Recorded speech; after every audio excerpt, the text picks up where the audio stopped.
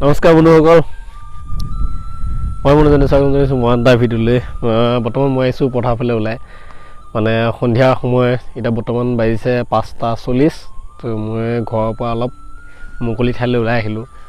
মানে এনেকুৱা সময়খিনিত এনেকুৱা এটা পৰিৱেশত ওলাই আহি অলপ খুবেই ভাল লাগে। বৰ্তমান জানিছেই এতিয়া কাৰ্ফিউ অৰ্ডাৰ চলি আছে, ক'তো ওলাই সময় যাব নোৱাৰি, দোকান বজাৰলৈ যাব নোৱাৰি। সেইকাৰণে ভাবিলোঁ পথাৰ ফালে ওলাই আহিলোঁ। সকলোৱে আশা কৰোঁ ভালেই আছে। ভগৱানক এটাই প্ৰাৰ্থনা কৰোঁ যাতে সকলোকে ভালেই ৰখায় ভগৱানে। তো বৰ্তমান আমাৰ দুখীয়া মানুহৰতো অলপ অৱস্থা বেয়াই হৈছে, কাৰণ চলা খোৱা কাৰো মানে এঘৰ মানুহ ঘৰত কাম কৰিব যোৱাৰ লগে লগে কোনে 12টা বজাত কাম ছুটি কৰি আহিব দিব, হয়নে নহয়? তাৰ বাদে আকৌ কামত লগোৱাতে হৈছে মেইন কথা। এইহেন কৰোণা দিনত কোনে কামত ল'ব, কোনো এতিয়া যাবই নিদিয়ে কাম কৰিবৰ কাৰণে। আপোনালোক এটা মই কাহিনী ক'ম। মানে আমাৰ ওচৰৰে এখন ঠাই আছে বাৰুবিজা বুলি কয়। মোক ধৰ মানুহজনে এদিন কাম ঠিক হৈ গ'ল, মোক মানুহজনে মোক মাল বস্তু আনিব মাতিছিলে।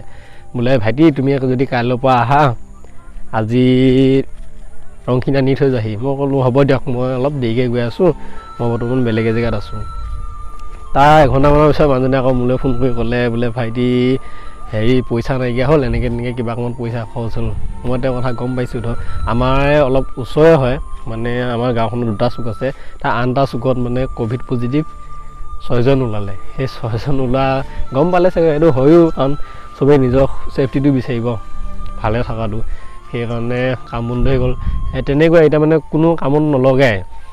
তো আমাৰ কাৰণে অলপ দিগদাৰ হৈছে, আমি বহুত দুখীয়া মানুহটো, আমাৰ কাৰণে খোৱা বোৱাটো দিগদাৰ এতিয়া বৰ্তমান। তাৰ বাদে আকৌ যিমান পাৰে লকডাউন আগুৱাই গৈ আছে। আগতে আছিলে বোলে 1টা বজাৰ পৰা মানুহ ওলাই সময় ফুৰিব নোৱাৰিব, এতিয়া বৰ্তমান 11টা বজাতে দোকান পোহাৰ বন্ধ। একচুৱেলি চৰকাৰ গাতো ভুল নাই, বেমাৰটোৰ কাৰণ ভাল কৰিবৰ কাৰণে তেওঁলোকে বহুত ষ্টেপ লৈয়ে আছে, ইটোৰ পিছত সিটো, সিটোৰ পিছত সিটো, যাতে বেমাৰটো আমাৰ ৰাইজৰ মাজৰ পৰা নাইকিয়া হৈ যায়, মানুহৰ সমাগমটো কমে। সেইকাৰণে এইবিলাক ব্যৱস্থা লৈ আছে। কিন্তু আমাৰ জনসাধাৰণৰ বহুত ভুল আছে, তেওঁলোকে এইবিলাক ভালকৈ মানি নচলে। যিমান ভালকৈ মানিব, বেমাৰটো সিমান সোনকালে নাইকিয়া হ'ব, সিমান সোনকালে লকডাউন খুলিব। যিমান আমি হেমাহি কৰি থাকিম, লকডাউনো বাঢ়ি গৈ থাকিব। তাৰ বাদে আমাৰ খোৱা বোৱাটো অলপ বেছি অসুবিধা হৈ যাব। ঘৰত এতিয়া ঘৰে নচলা হৈ গৈছেগৈ, এনেকুৱা পৰিস্থিতি, কামেই নাই। তো এইখিনি আছিল, অলপ ওলাই আহিলোঁ, আহি পেলাই মনৰ কথাবিলাক আপোনালোকৰ আগত শ্বেয়াৰ কৰিলোঁ। তো তাৰ কাৰণে এনেকুৱা অসুবিধা হৈছে কমেণ্ট কৰি জনাব। সকলোলৈ মোৰ এটাই আহ্বান, সকলোৱে যাতে বাহিৰলৈ ওলাই যোৱাৰ লগে লগে, মানে দোকান বজাৰ যোৱাৰ লগে লগে মাস্কখন ইয়াত এনেকৈ মাৰি নাথাকিব। প্ৰায়ভাগ মানুহে এনেকৈ মাৰি থাকে। তাৰ কাৰণে বহুতো টিভিয়ে দেখিছে, মানুহবিলাকে মানে কেমেৰা যোৱাৰ লগে লগে এনেকৈ লয়। এনেকৈ আচলতে মাস্কখন সদায় মানুহৰ সমাগমত এনেকৈ মাৰি থাকিব। আৰু বাহিৰৰ পৰা ঘৰলৈ অহাৰ লগে লগে ভালকৈ চাফ চিকুণ হৈ, মানে চেনিটাইজ কৰি, যদি চেনিটাইজাৰো নাই আপুনি ভালকৈ চাবোনে হাত চাত ধুই ঘৰত সোমাব।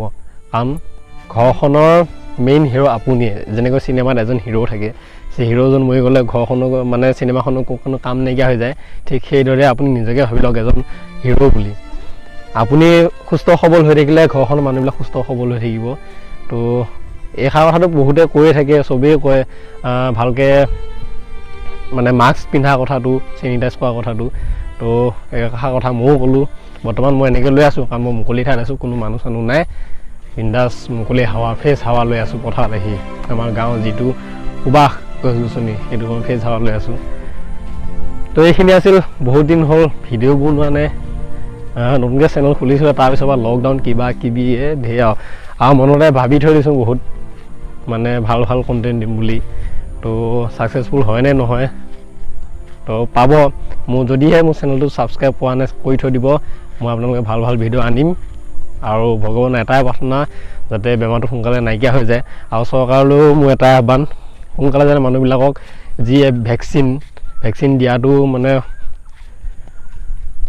যাতে সহজে আমি ল'ব পাৰোঁ। এতিয়াতো বৰ্তমান ভেকচিন পাবই নাই, অনলাইন কৰিব চাই থাকোঁ নাপাওঁৱে। আৰু মানে চেণ্টাৰো কম, এটাই চেণ্টাৰ আছে, আমাৰ বহুত ডাঙৰ এলেকা, তাত বেজী পোৱাটো বহুত টান।